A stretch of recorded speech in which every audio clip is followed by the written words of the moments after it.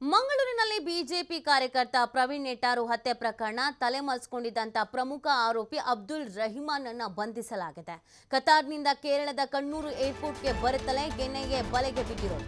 ಅಬ್ದುಲ್ ರೆಹಮಾನ್ ಸೇರಿ 4 ವಿರುದ್ಧ charge sheet ಸಲ್ಲಿಸಿದ ಎನ್ಐಎ ಪ್ರಕರಣದಲ್ಲಿ ಒಟ್ಟು 28 ಮಂದಿಯ ವಿರುದ್ಧ ಚಾರ್ಜ್ ಶೀಟ್ ಅನ್ನು ಸಲ್ಲಿಸಿದೆ ಎನ್ಐಎ.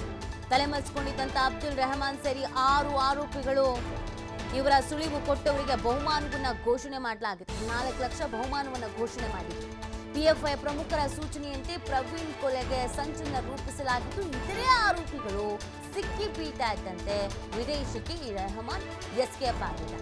ಸೊ ಈತನ ಕೆಲಸ ಏನಾಗಿತ್ತು ಅಂತಂದ್ರೆ, ಈ ಆರೋಪಿಗಳಿದ್ರಲ್ಲ, ಅಂದ್ರೆ ಯಾರು ಮರ್ಡರ್ ಮಾಡಿದ್ರು ಅವ್ರಗಳನ್ನ ತಲೆಮರೆಸುವುದಕ್ಕೆ ಸಹಾಯ ಮಾಡ್ಕೊಂಡಿದ್ರು, ಅವರಿಗೆ ಆಶ್ರಯ ಕೊಟ್ಟು ಈ ಕೆಲಸವನ್ನ ಈತ ಮಾಡಿದ.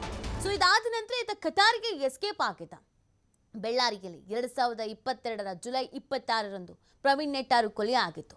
ಸಮಾಜದಲ್ಲಿ ಭಯ ಹುಟ್ಟಿಸುವಂತ ಉದ್ದೇಶದಿಂದ ಹತ್ಯೆ ಅಂತ ಕೇಸನ್ನು ದಾಖಲಿಸಲಾಗಿತ್ತು. ಎನ್ಐಎ ದೆಹಲಿ ಕಚೇರಿಯಲ್ಲಿ ದಾಖಲಾಗಿದ್ದಂಥ ಎಫ್ಐಆರ್ ಪ್ರಕಾರ ಕಾರ್ಯಾಚರಣೆಯನ್ನು ಮಾಡಲಾಗಿತ್ತು. 2022 ಜುಲೈ 26ರಂದು ತನ್ನ ಅಂಗಡಿಯಲ್ಲಿ ಕೆಲಸ ಮುಗಿಸಿ ಅಂಗಡಿ ಬಾಗಿಲನ್ನು ಮುಚ್ಚಿ ಹೊರಗೆ ಬರಬೇಕಾದ್ರೆ ಬೈಕ್ನಲ್ಲಿ ಬಂದಂಥ ದುಷ್ಕರ್ಮಿಗಳು ಹಲ್ಲೆಯನ್ನು ಮಾಡಿದ್ರು, ಆನಂತರ ಹತ್ಯೆಯನ್ನು ಮಾಡಿದ್ರು. ಸೊ ಈ ಪ್ರಕರಣದ ಬೆನ್ನಹತ್ತಿದಂಥ ಇಲಾಖೆ ತನಿಖೆಯನ್ನು ನಡೆಸಿತು. ಎನ್ಐಎ ಇದಕ್ಕೆ ಸಂಬಂಧಪಟ್ಟಂತೆ ಎಫ್ಐಆರ್ ಅನ್ನು ದಾಖಲಿಸಿಕೊಂಡಿತ್ತು. ಇದರವರೆಗೂ 28 ಮಂದಿ ವಿರುದ್ಧ ಚಾರ್ಜ್ ಶೀಟ್ ಅನ್ನು ಸಲ್ಲಿಕೆ ಮಾಡಲಾಗಿದೆ. ಅದರಲ್ಲಿ ಪ್ರಮುಖ ಆರೋಪಿ ಅಬ್ದುಲ್, ಈತನನ್ನು ಇದೀಗ ಬಂಧಿಸುವಲ್ಲಿ ಯಶಸ್ವಿ ಆಗಿರೋದು. ಈತ ಪಿಎಫ್ಐ ಹೇಳಿದ ಹಾಗೆ ಕೆಲಸವನ್ನ ಮಾಡಿದ್ದಾನೆ ಎನ್ನುವುದು ಗೊತ್ತಾಗ್ತಾ ಇದೆ. ಈ ಬಗ್ಗೆ ಮತ್ತಷ್ಟು ಮಾಹಿತಿ ನೀಡ್ತಾರೆ ನಮ್ಮ ಪ್ರತಿನಿಧಿ ಆದಿತ್ಯ. ಈ ಪ್ರಕರಣದಲ್ಲಿ ತನಿಖೆ ನಡೆದಿದ್ದು, ಜೊತೆಗೆ ಹಲವರ ವಿರುದ್ಧ ಚಾರ್ಜ್ ಶೀಟ್ ಸಲ್ಲಿಕೆ ಆಗಿದ್ದು, ಎಲ್ಲವೂ ಈ ತನಿಖೆ ನಡೆದು ಬಂದಂತಹ ಹಾದಿಯನ್ನು ನೋಡಿದಾಗ ಅಬ್ದುಲ್ ಬಗ್ಗೆ ಯಾವ ರೀತಿಯಾಗಿ ಮಾಹಿತಿ ಸಿಕ್ಕಿತ್ತು ಅಧಿಕಾರಿಗಳಿಗೆ, ಹೇಗೆ ಯಶಸ್ವಿಯಾದರೂ ಈತನನ್ನು ಬಂಧಿಸುವಲ್ಲಿ, ಜೊತೆಗೆ ಈತನ ಪಾತ್ರ ಪ್ರವೀಣ್ ನೆಟ್ಟಾರು ಪ್ರಕರಣದಲ್ಲಿ ಏನಿತ್ತು? ಹೌದು ನಿಜವಾಗ್ಲೂ, ಯಾಕಂದ್ರೆ ಪ್ರವೀಣ್ ನೆಟ್ಟಾರ್ ಹತ್ಯೆಯಾಗಿ ಸುಮಾರು 3 ವರ್ಷಗಳ ಬಳಿಕ ಕಳೆದರೂ ಕೂಡ ಇನ್ನೂ ಆರೋಪಿಗಳ ಬಂಧನ ಅನ್ನುವಂಥದ್ದು ನಿಂತಿಲ್ಲ. ಇದೀಗ ಪ್ರಕರಣದ ಪ್ರಮುಖ ಆರೋಪಿ ಈತ ತಲೆಮರೆಸಿಕೊಂಡಿದ್ದ, ದೂರದ ಕತಾರ್ ದೇಶದಲ್ಲಿ ಈತ ತಲೆಮರೆಸಿಕೊಂಡಿದ್ದ ಅನ್ನುವಂತ ಮಾಹಿತಿ ಇತ್ತು. ಯಾವಾಗ ಪ್ರವೀಣ್ ನೆಟ್ಟಾರ್ ಹತ್ಯೆಗೆ ಸಂಬಂಧಪಟ್ಟ ಹಾಗೆ ಅನೇಕ ಆರೋಪಿಗಳನ್ನ ಬಂಧಿಸುವಂತ ಸಂದರ್ಭ ಈತನ ಹೆಸರು ಕೇಳಿ ಬಂತು. ಈತ ಅದಾಗ್ಲೇ ಎಸ್ಕೇಪ್ ಆಗಿದ್ದ ಫಾರಿನ್ಗೆ.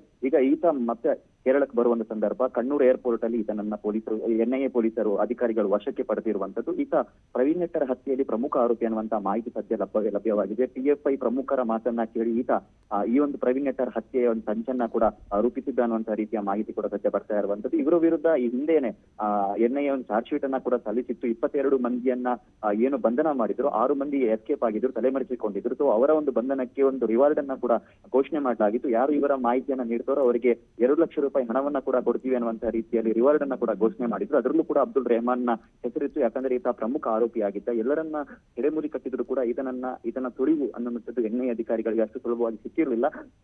ಆದ್ರೆ ಈತ ಯಾವಾಗ ಭಾರತಕ್ಕೆ ವಾಪಸ್ ಆಗ್ತಾ ಇದೆ ಅನ್ನುವಂತ ಒಂದು ಮಾಹಿತಿ ಸಿಕ್ಕ ಕೂಡಲೇ ಕಣ್ಣೂರು ಏರ್ಪೋರ್ಟ್ ನಲ್ಲಿ ಎನ್ಐಎ ಅಧಿಕಾರಿಗಳು ಅಲರ್ಟ್ ಆಗಿದ್ರು. ಅದ ಬಂದ ಕೂಡಲೇ ಈಗ ಆತನನ್ನ ಅರೆಸ್ಟ್ ಮಾಡಿದ್ದಾರೆ. ಇನ್ನೂ ಅನೇಕ ಮಂದಿಯ ಒಂದು ಬಂಧನ ಅನ್ನುವಂಥದ್ದು ಬಾಕಿ ಇದೆ ನೀತಿ ಪ್ರಕರಣ ಸಂಬಂಧಪಟ್ಟ ಹಾಗೆ. ಥ್ಯಾಂಕ್ ಯು ಆದಿತ್ಯ, ತಮ್ಮ ಡೀಟೇಲ್ಸ್ಗಾಗಿ.